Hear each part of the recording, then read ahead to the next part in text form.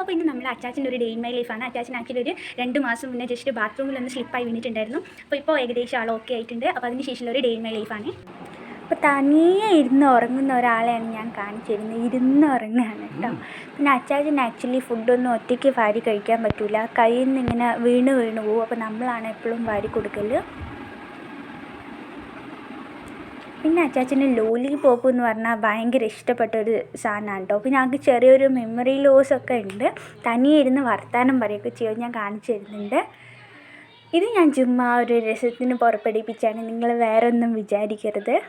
അപ്പോൾ ഇതാ തനിയെ ഇരുന്ന് ഇങ്ങനെ എണ്ണും, അതുപോലെ ഒറ്റയ്ക്ക് വർത്താനം പറയുകയൊക്കെ ചെയ്യും. 92, 93, 94, 95, 96, 97.